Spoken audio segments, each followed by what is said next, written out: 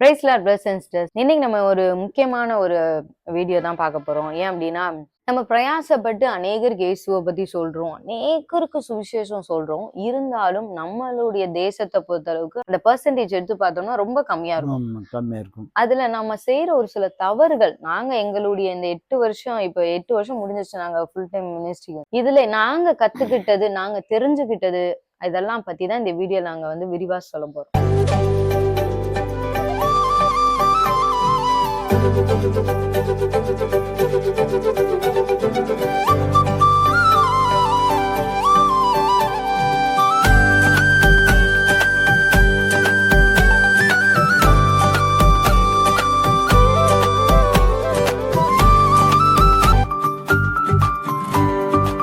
முதலாவது பார்த்தோம் அப்படின்னா, இது நம்ம வீடியோ நம்ம நிறைய டைம் பார்த்திருக்கோம். அதாவது இயேசுவை வெறும் அற்புதம் செய்யறவரா மட்டுமே அநேக சுவிசேஷமா சொல்லிடுறாங்க.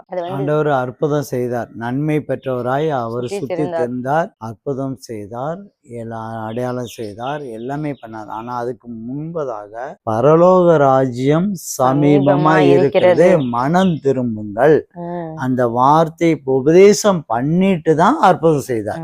நீங்க அது மத்தேயு, மார்க்கு, லூக்கா, யோவான்ல படிச்சு பார்த்தோம்னா தெரியும். சீஷர்களும் அப்போஸ்தலர்களும் அதேதான். அவங்களும் என்ன பண்ணாங்கன்னா, இயேசுவே கிறிஸ்து என்று பிரசங்கித்தார்கள். அப்போஸ்தலர் 5:42 நம்ம படிக்கிறோம். அதாவது அந்த போக்கஸ் எதுல இருக்கும்னா, கடைசியில இயேசுதான் மெய்யான தேவன்.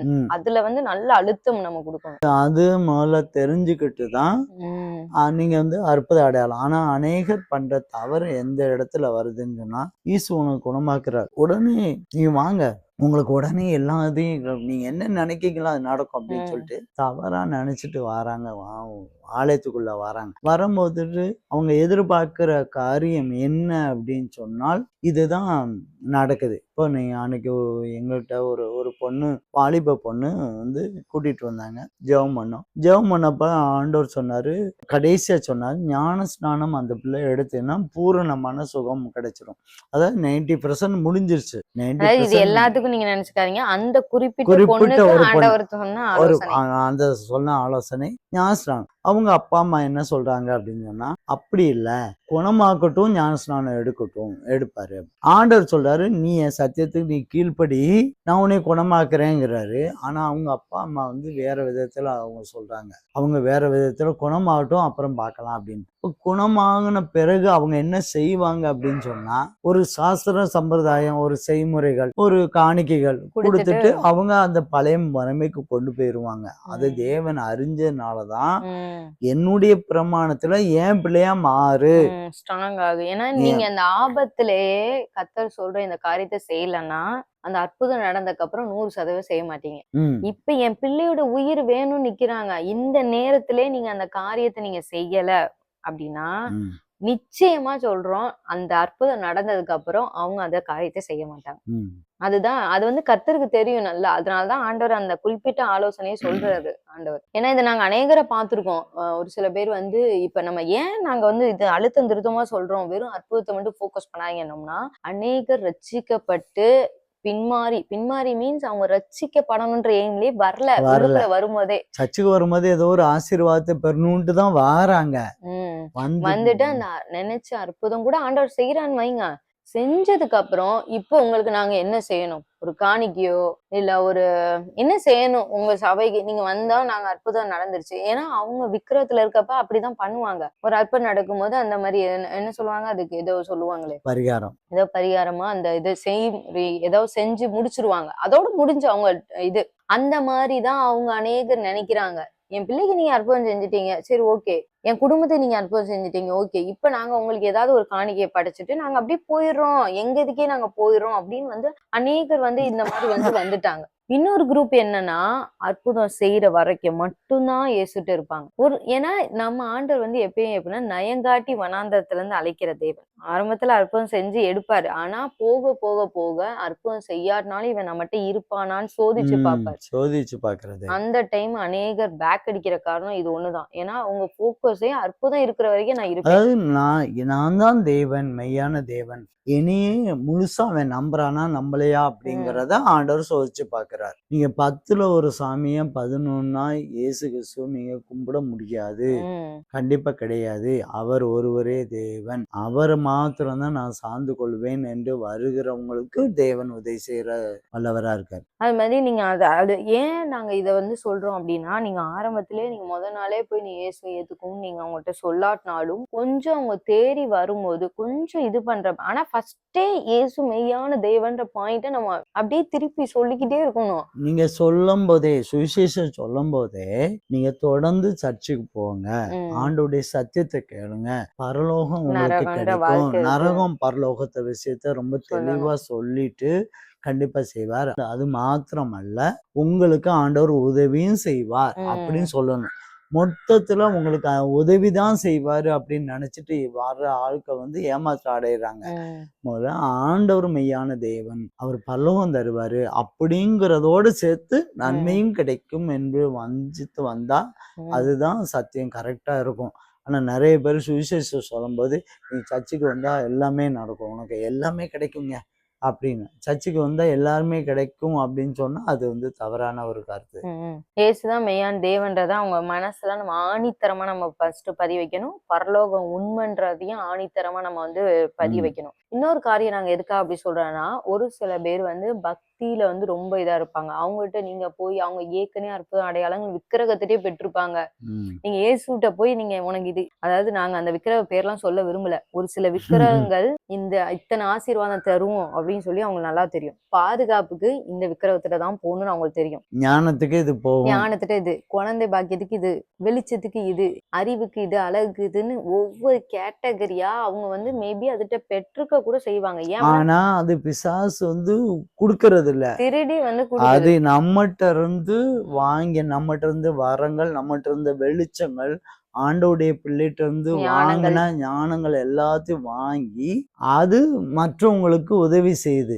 அதுலதான் குழந்தை பாக்கியமா இருக்கலாம், தடையாம இருக்கலாம், பணமா இருக்கலாம், ஞானமா இருக்கலாம், செல்வமா இருக்கலாம், எல்லாமே நம்மகிட்ட இருந்து புடுங்கி தான் கொடுக்குது. நம்மகிட்ட இருந்து புடுங்குனா நாம கொஞ்சம் அறகுறையா இருக்கும் போது நம்மகிட்ட இருந்து புடுங்கிடுது. ஆண்டவர் அவனுக்கு வச்ச பேரே திருடன் தான். திருடன் திருடவும் கொல்லவும் அழிக்கவும் வருகிறான். அவன் நம்மகிட்ட இருந்து எதுக்காக திருடுறான்னா அவனுக்குன்னு இது இருக்கிற மக்களை அவன் ஆசீர்வதிக்க தான் செய்யறான். அதனால வெறும் நீங்க ஆசீர்வாதத்தை மட்டும் இது பண்ணீங்கன்னா எனக்கு இதை விட பெரிய கடவுள் இருக்கான்னு சொல்லிட்டு அவங்க போயிருவாங்க. ஏன்னா உண்மையாமே பிசாசு நிறைய நேரம் ஆசீர்வதிக்க தான் செய்யுது. ஆனா அவங்கள வந்து பரலோகத்துக்கு கூட்டிட்டு போகாதுன்றது அவங்களுக்கு தெரியாது. தெளிவா சொல்லணும். இதுதான் உங்களுடைய முடிவு நரகம் தான் அப்படிங்கறத தெளிவா, பரலோகம் தான் வழி வந்து இயேசு கிறிஸ்து இல்லாம பரலோகத்துக்கு போக முடியாதுங்கிறதை ரொம்ப தெளிவா நம்ம பேசணும். அப்போ ஆசீர்வாதத்தை மட்டும் சுவிசேஷம் சொல்லாம பரலோக ராஜ்யத்துக்கு நீங்க மனம் திரும்பணும். நீங்க மனம் திரும்பி பரலோக ராஜ்யத்துக்கு நீங்க வந்தா ஆசீர்வாதம் கிடைக்குங்கிறத நம்ம சொல்லி கொடுத்தா மட்டும்தான் பூமிக்குரிய ஆசீர்வாதம் ஆவிக்குரிய ஆசீர்வாதம் கிடைச்சாதான் பரலோகத்துக்கு போக முடியுங்கிற சொன்னா மட்டும்தான் அது மெய்யான சுவிசேஷமா இருக்கும். வெறுமனையா ஒரு பூமிக்குரிய ஆசீர்வாதத்தை மட்டும் இயேசு கிறிஸ்து தருவாரு அப்படின்னு சொன்னா அவன் 2வது செகண்ட் வெளியே போயிருவான். அதனால எந்த மனுஷங்கிட்ட எப்படி சொல்லணும்ன்ற ஞானம் வந்து நமக்கு வந்து ரொம்ப வேணும். ஏன்னா ஆண்டவர் பாத்தீங்கன்னா அந்த சில நேரம் அந்த இது வந்து நாங்க சொல்றது 1 to 1. நீங்க காமனா பேசுறப்ப கூட எப்படினாலும் பேசுங்க. 1 to 1 தான் மேக்ஸிமம் சுவிசேஷம் சொல்றோம். அப்படி சொல்றப்ப ரொம்ப ஞானம் இருக்கணும். இன்னொரு ஒரு விஷயம் வந்து அதுவும் நான் ஒரு இடத்துல நான் வீடியோல அவங்க ஷேர் பண்ண விஷயம் தான். என்ன அப்படின்னா ஒரு சுவிசேஷகர் வந்து ஒரு பாவம் பண்ற ஒரு பொண்ணுட்டு, அதாவது ஃபாரின்ல வந்து உட்காந்து சிகரெட் இந்த மாதிரி அடிச்சிட்டு இருந்த ஒரு பொண்ணுட்டு போய் இயேசு வந்து உனக்கு சமாதானத்தை தரா, சந்தோஷத்தை தரான்னு சொல்லியிருக்கேன். அப்ப அந்த பொண்ணு கேட்ட கேள்வி என்ன தெரியுமா? இயேசு சந்தோஷம் தரான்னு சொல்றீங்க, இப்ப நான் பண்ணிட்டு இருக்கேன்ல இதுவுமே எனக்கு சந்தோஷம் தான் தருது, அப்ப நீங்க என்ன சொல்ல வரீங்க அப்படின்ட்டு இருக்கு. அப்புறம் அந்த சுவிசேஷர்கிட்ட அந்த பொண்ணு கேள்வி எழுப்பியிருக்கு. நீங்க எங்க வசிக்கிறீங்க? எங்க வாழ்றீங்கன்னு கேட்டதும், அவர் இருக்கிறதுலே கொஞ்சம் ஏழ்மையான ஒரு தெருவு சொல்லியிருக்காரு. நீ அந்த இடத்துல வாசிச்சுட்டு இயேசுதான் தேவன் சொல்ற, நான் உன்னைய விட நல்ல வீட்ல தான் இருக்கேன். இப்ப நீ சந்தோஷம் தான் நான் தரான்னு சொல்றேன். எனக்கு இதுவே சந்தோஷம் தருதுன்னு சொல்லியிருக்காரு. அப்ப அந்த சுவிசேஷருக்கு சரியான ஆன்சர் சொல்ல தெரியல. அதாவது நீ குடுக்கறது வேணா இந்த இடத்துல சந்தோஷம் கொடுக்கலாம். இது ஒரு பொய்யான சந்தோஷம், ஒரு நிரந்தரம் இல்லாத சந்தோஷம். ஆனா இயேசு கிறிஸ்துட்ட தான் நிரந்தரமான சந்தோஷம் தர முடியும். 2வது பாவத்தின் சம்பளம் மரணம். எனக்கு நான் இங்க ஏழையா நான் வாழ்ந்தாலும் எனக்கு பரலோகத்துல எனக்கு ஒரு பெரிய இது இருக்கு. அந்த இதெல்லாம் நமக்கு வந்து அந்த கரெக்டா அவங்க வைக்கிற வாதத்துல எந்த மனுஷங்கிட்ட போய் எதை சொல்லணும் தெரியணும். பாவத்துல ஒரு சந்தோஷம் இருக்குன்றத பாவிகளே அவங்களே நம்புறாங்கல்ல. இப்ப நம்ம போய் வாலிப பையங்களை ஆதாயப்படுத்துறோம். நல்லா குடி போதையில இருக்கான் அவனுக்கு அதுதான் சந்தோஷமே. அவன்கிட்ட போய் உட்கார்ந்து ஏசு உனக்கு சந்தோஷம் தருவா சமாதானத்தை தருவான்றதை விட நீ இத செஞ்சேனா நீ நரது. ஏன்னா எங்க அப்பாக்கே ஆண்டவர் அதான் வெளிப்படுத்துறாரு. அப்படிதானே? அதான் அந்த தரிசனத்தை அழகா ஆண்டவர் கொண்டாடினார். 2 இதை காமிச்சாரு. நரகத்தையும் காமிச்சாரு, பரலோகத்தையும் காமிச்சாரு. நரகத்தை காமிச்சு அது வேண்டாம்னு சொல்லி ஓடி வந்துதான் பரலோக ராஜ்யத்தை நான் ஓடுனேன். ஏன்னா அந்த நரகத்தினுடைய கொடுமைய கண்ணு முன்பாக காண்பிச்சாரு. அதுக்கப்புறம் தான் ரட்சிக்கப்பட்டேன். பரலோக ராஜ்யம் தான் மெய்யானது என்பதை நான் உணர்ந்து கொண்டு மனம் திரும்பினேன். இதே அந்த குடிக்கிற நேரத்துல உங்ககிட்ட வந்து யாராவது ஏசு உனக்கு சந்தோஷம் தருவான்னு சொன்னா நான் அதை விட சந்தோஷமா தான் இருக்கேன் அப்படின்னு. ஆமா, எப்பவுமே சந்தோஷமா தான் இருக்கேன் அப்படின்னு தான் சொல்லுவேன். அதனால எந்த அதுவும் நம்ம சுவிசேஷம் நம்ம சொல்றதுக்கும் ஆவியானுடைய உதவி வந்து ரொம்ப தேவையா இருக்கு. ஏற்ற நேரத்துல ஒரு சில பக்தி உள்ளவங்ககிட்ட எப்படி பேசணும்ன்றது நமக்கு தெரிஞ்சு. ஒரு சில பேர்ட்ட எல்லாம் வேத ஆதாரத்தோட தான் நம்ம பேசவே முடியும். இப்ப சங்கீதம் 74:14 ஒரு வசனம் இருக்கு. பகலும் உம்முடையது, இரவும் உம்முடையது, தேவரீர் ஒளியையும் சூரியனையும் படைத்தீர். அப்ப நம்ம இப்ப இந்த சீசன்ல தான் இருக்கிறோம். இந்த சூரியனை வந்து அவங்க வழிபடுற அந்த சீசன்ல தான் இருக்கும். அப்ப ஒரு சில பேர் வந்து அத பயங்கரமா பக்தியில இருப்பாங்க. அவங்களுக்குலாம் நீங்க இந்த மாதிரி ப்ரூஃப் பண்ணணும். அவங்க எல்லாத்துக்கும் ப்ரூஃப தான் எதிர்பார்ப்பாங்க. நீ இதுல எங்க இருக்கு அப்படின்ற மாதிரி வந்து கேட்பாங்க. அது சூரியனை படைச்சதும் இயேசு கிறிஸ்து தான். நம்ம படைச்சவரை தான் நம்ம கும்பிடணும். படைச்ச பொருளை நீங்க கும்பிடக்கூடாதுங்கிறத நம்ம தெளிவா பேசணும். அவங்ககிட்ட போய் நம்ம உட்காந்துட்டு வேற மாதிரி பேசக்கூடாது. சந்தோஷம் சமாதானத்தை பத்தியோ உலக பிரகாரமான ஆசீர்வாதத்தை பத்தி அவங்ககிட்ட சொல்லக்கூடாது. ஏன்னா அவங்களுக்கு அது ஆல்ரெடி இருக்கும். நம்ம அவங்ககிட்ட போய் அதை சொல்றதுனால அவங்க இது பண்ண போறது இல்லை. அவங்களுக்கு தேவை உண்மை என்ன அதை அறிஞ்சுக்கணும்னு பிரயாசப்படுவாங்க. ஒவ்வொருத்தவங்கிட்ட நம்ம சொல்லும் போது ஒவ்வொரு மாதிரி நம்ம சொல்லும் போது ஆண்டவர் நிச்சயமா இந்த வருஷத்துல முக்கியமா இந்த வருஷத்துல நிறைய ஆத்துமாக்களை அறுவடை செய்யக்கு முக்கியமா பின்மாற்றம் ஆகாம வந்த ஆட்களையாவது நம்ம தக்க வச்சுக்கலாம். அநேகர் வந்து இன்னைக்கு பின்மாறி போய் இருக்காங்க. கேட்டா அவங்க அநேகர் சொல்ற பதில் இதான். நான் வந்து அற்புதத்துக்காக தானே வந்தேன். ஒரு சில பேர் சொல்றாங்க. ஒரு சில பேருக்கு அவங்க கேள்விகளுக்கு நம்ம சரியான பதில் எனக்கு கிறிஸ்தவத்துல கிடைக்கலன்னு சொல்றாங்க ஒரு சில பேர். இந்த மாதிரி பிரச்சனைகள் வந்து சுவிசேஷத்துல நம்ம வந்து ஃபேஸ் பண்றதுதான். இது எல்லாருமே நாங்களும் எங்களுடைய அனுபவத்துல இருந்ததை தான் நாங்க இப்ப உங்களுக்கு சொல்லியிருக்கோம். இந்த வீடியோ உங்களுக்கு ரொம்ப பிரயோஜனமா இருக்கும் அப்படின்னு நாங்க சுவாசிக்கிறோம். அநேகருக்கு இதை ஷேர் பண்ணுங்க.